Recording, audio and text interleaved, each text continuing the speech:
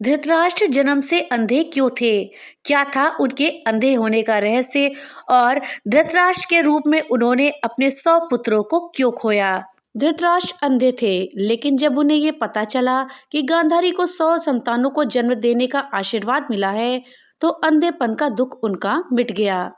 धृतराष्ट्र के 100 पुत्र और एक पुत्री हुई। कुरुक्षेत्र में उनके 100 पुत्र मारे गए थे। एक पिता के लिए इससे बड़े दुख की बात क्या होगी कि उसे 100 पुत्रों का शोक मनाना पड़े।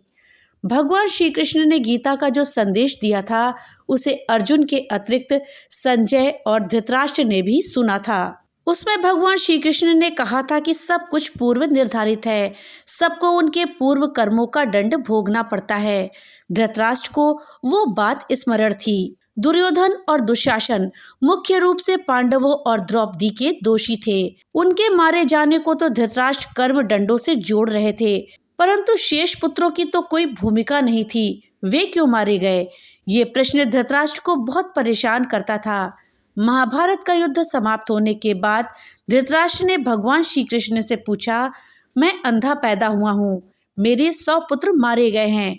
भगवान, मैंने ऐसा कौन सा पाप किया है जिसका दंड मुझे मिला है? आपने अर्जुन से कहा था कि जो हो रहा है वो कर्मों का दंड है। मेरे अंधे होने और 100 पुत्रों के मारे जाने के पीछे क्या कारण है? कृपया करके मुझे ये बताएं।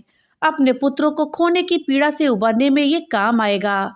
भगवान श्री कृष्ण ने कहा, महाराज धृतराष्ट्र, आपने उचित ही सुना था।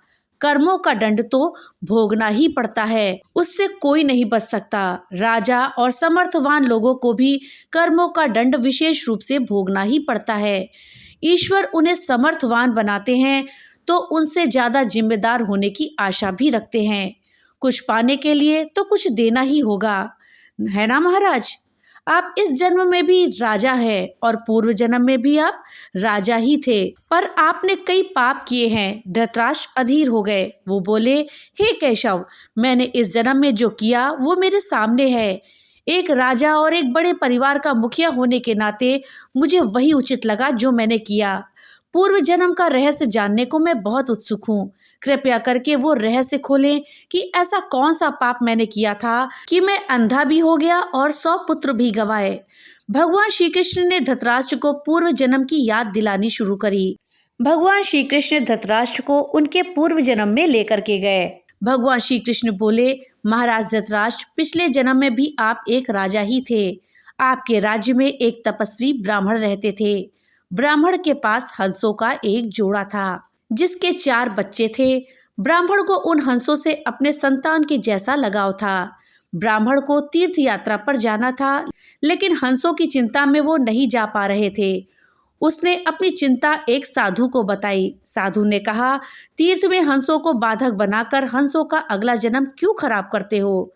राजा प्रजा का पालक होता है। तुम और तुम्हारे हंस दोनों उनकी ही प्रजा हो। हंसों को राजा के संरक्षण में रखकर तीर्थ को जाओ।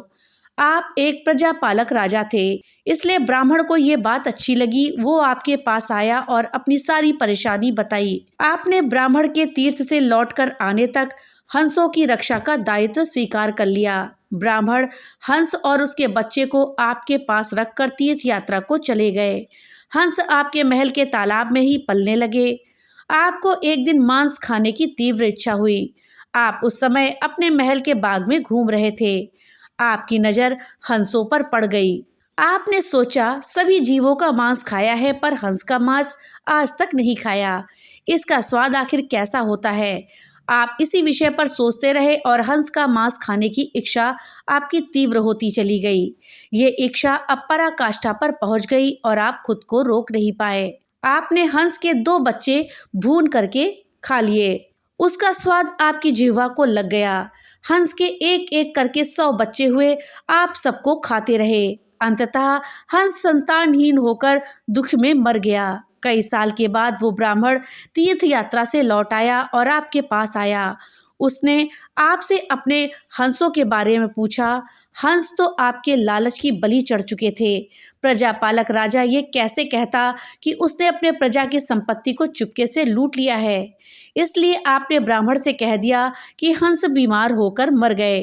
ब्राह्मण आप पर पूरा भरोसा करता था। उसने आपकी बात मान भी ली और विलाप करते हुए चला गया। महाराज धृतराष्ट्र, आपने हंस के बच्चों को खाकर और फिर से झूठ बोलकर एक साथ कई अपराध किए। आपने तीर्थ यात्रा पर गए ब्राह्मण के साथ विश्वासघात किया, जिसने आप पर इतना विश्वास किया था। आपने प्रजा की धरोहर में डाका डालकर राजधर्म नहीं निभाया। जिह्वा के लालच में पड़कर हंस के 100 बच्चे भूनकर आप खा गए, जो आपके पास आश्रय के लिए आए थे। इस तरह आपने उस असहाय का वध कर दिया जिसे आपने आश्रय दिया था। ये बहुत बड़ा पाप है। हे राजन, इस घोर पाप कर्मों का आपको दंड तो मिला। जैसे आपने जिह्वा के लालच में हंस के 100 बच्चे मारे, वैसे ही आपके 100 पुत्र लालच में पड़कर मारे गए। उन सबकी जिह्वा भी आवश्यकता से अधिक उद्दंड थी। जिसने आप पर आंख मूंद कर भरोसा किया, उस तीर्थ यात्री से आपने झूठ बोला और राजधर्म का पालन नहीं किया। कोई आंख मूंद करके विश्वास करे तो उसका विश्वास कभी भी नहीं तोड़ना चाहिए। इसी विश्वासघात के कारण आप अंधे और राजकाज में विफल व्यक्ति हो गए। भगवान श्री कृष्ण ने कहा, सबसे बड़ा छल होता है विश्वासघात। आप उसी का फल भोग रहे हैं। तो दोस्तों, ये थी जानकारी कि पूर्व जन्म में किस पाप के कारण धृतराष्ट्र अंधे जन्मे थे और अपने 100 पुत्रों को युद्ध में गंवा दिया था। दोस्तों, जानकारी आपको कैसी लगी हमें कमेंट बॉक्स में लिख करके जरूर बताइएगा। वीडियो अगर अच्छी लगी हो तो वीडियो को लाइक और ज़्यादा से ज़्यादा शेयर करिएगा, जिससे कि यह जानकारी अधिकतर लोगों तक पहुंच पाए। और हाँ, अगर चैनल पे पहली बार आए हैं तो कृपया चैनल को सब्सक्राइब कर लें और बेल आइकन दबाना ना भूलें, जिससे कि मेरी वीडियो सबसे पहले आप तक पहुँच सके। तो मिलते हैं अगली नई वीडियो के साथ, तब तक के लिए राधे राधे।